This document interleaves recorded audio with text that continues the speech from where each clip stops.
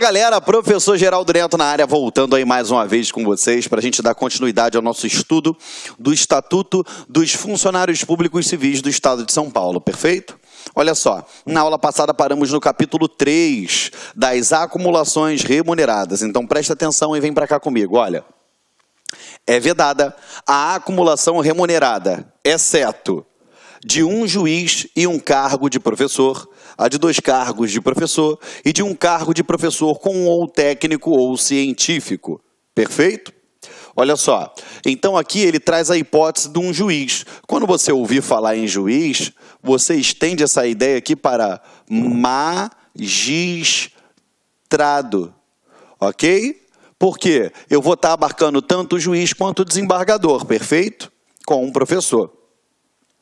A de 2 cargos de professor, a de um cargo de professor com outro técnico ou científico. Então, olha só, notem que é um de professor com outro técnico ou científico, tá? Prova de concurso, já vi várias questõezinhas assim, dizendo que ele acumula com um de professor, com um técnico e um científico, perfeito? Não vai ser a questão que possa vir a ser suscitada no teu concurso, mas é melhor saber e não precisar do que precisar e não saber. O que acontece? Entende a Suprema Corte que aqui eu tenho que ter correlação de matérias, tá bom? Não adianta nada ser professor de direito na universidade e ser um técnico de enfermagem. O ideal é que tenha correlação de matérias, tá bom?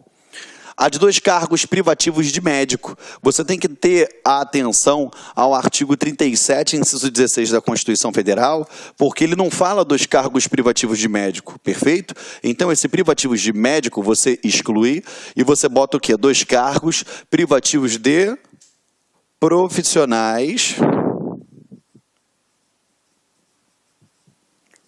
da área da saúde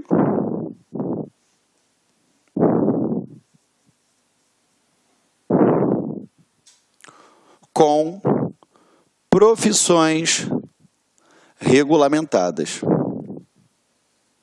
Tá bom? Então, o correto é falar que são 2 cargos de profissionais da área da saúde com profissões regulamentadas. Sabe por que eu faço isso? Porque senão eu excluo aquela pessoa que acumula 2 cargos de enfermeiro, 2 cargos de fisioterapeuta. Então, para a gente acertar no concurso, a gente fala o quê? 2 cargos de profissionais da área da saúde com profissões regulamentadas. Ok? Então, vamos lá.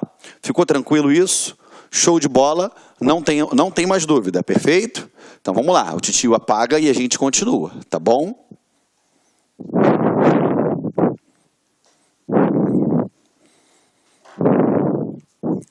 Em qualquer dos casos, a acumulação somente é permitida quando haja correlação de matérias e compatibilidade de horários. A correlação de matérias, já mencionei para vocês, e compatibilidade de horários. O que acontece?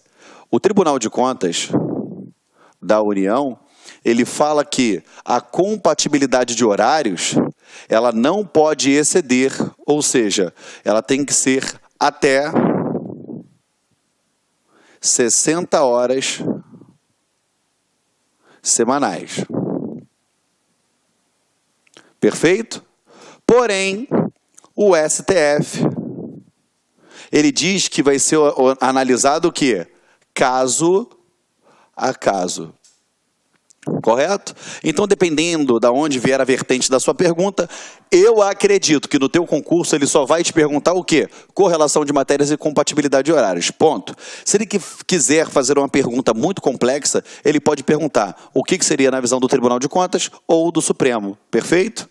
Estamos juntos? É analisado caso a caso, nos moldes da Suprema Corte, mas o Tribunal de Contas entende que não pode ultrapassar as 60 horas semanais. Perfeito? Vamos lá. Parágrafo 2º. A proibição de acumular se estende a cargos, funções ou empregos em autarquias, empresas públicas e sociedade de economia mista. Então, não são tão somente aqueles cargos, empregos ou funções contidos na administração pública direta. Na indireta também, nas autarquias, sociedade de economia mista, empresas públicas e fundações. É o que ele diz aqui, ok? A proibição de acumular proventos não se aplica aos aposentados quanto ao exercício de mandato eletivo, cargo em comissão ou ao contrato para prestação de serviços técnicos ou especializados. Lembrando a vocês, aqui ele está falando do provento. Vamos lá. O cara que está na ativa, ele recebe o quê? Remuneração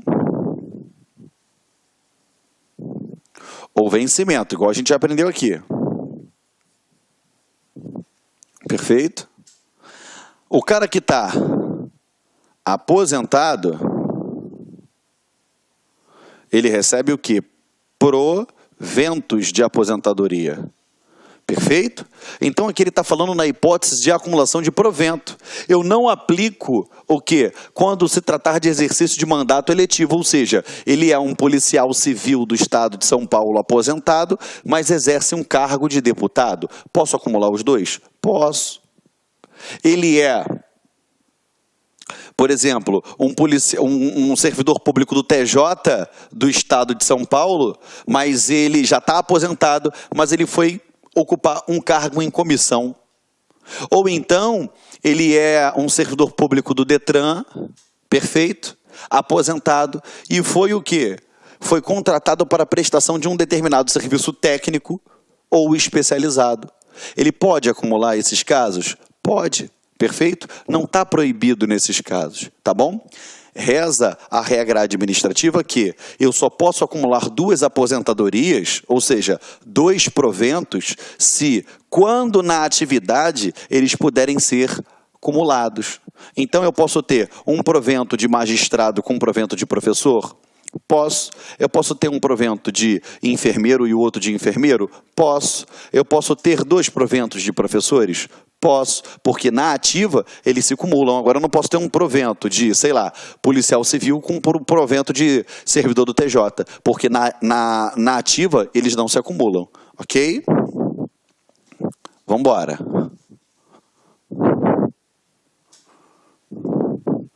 O funcionário ocupante de cargo efetivo ou em disponibilidade poderá ser nomeado para cargo em comissão, perdendo durante o exercício desse cargo o vencimento ou remuneração do cargo efetivo ou o provento, salvo se optar pelo mesmo.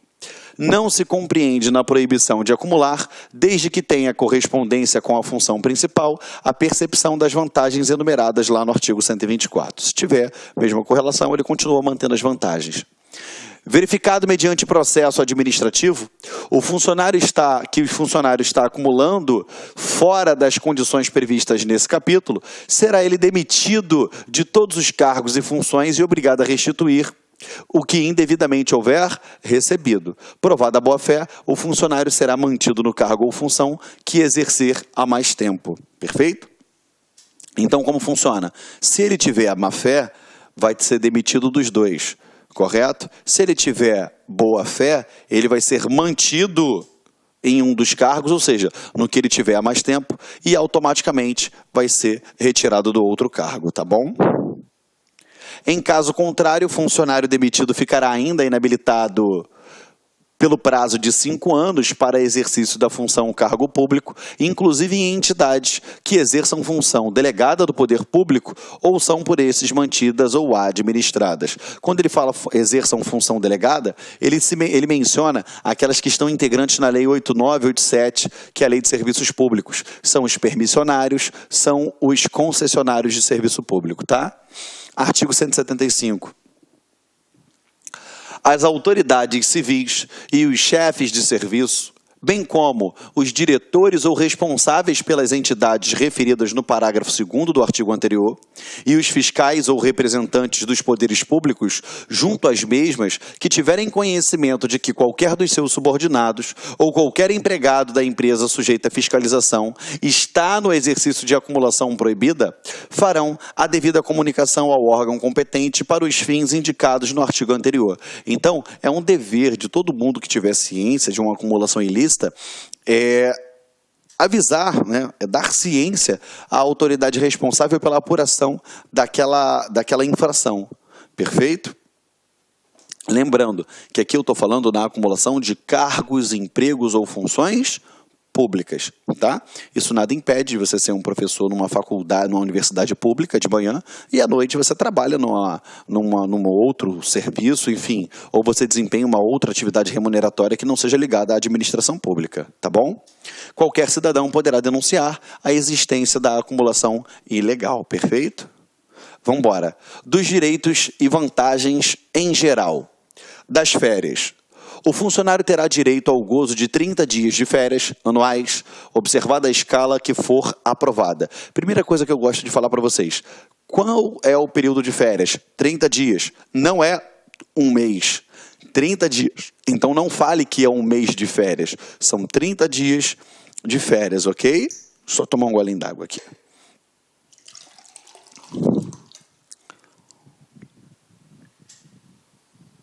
Olá, meus amigos, minhas amigas, sou o professor Luiz Antônio de Carvalho e com muita satisfação, muito orgulho, estou aqui para fazer um convite muito especial para você. Você que está estudando para o concurso da Polícia Militar do Estado de São Paulo, nós aqui da Lá Concurso, nós elaboramos um super curso para vocês, um curso que atende 100% do edital, ponto a ponto do edital, um curso super atualizado, super competitivo, por um custo super barato para vocês. É o famoso bom, bonito e barato. Este nosso curso custa apenas, preste atenção, é isso mesmo, 10 parcelas de R$ 25,00. 10 parcelas de R$ 25,00, você vai estudar em alto nível para o concurso da Polícia Militar do Estado de São Paulo. Bacana, meus amigos? Então espero vocês aqui na Lá Concursos. Esta aula que você assistiu foi uma aula demonstrativa. O restante dessa videoaula e muito mais está lá no nosso site da Lá Concursos. Vem comigo. Um forte abraço, fique com Deus. Tchau, tchau. Clique lá.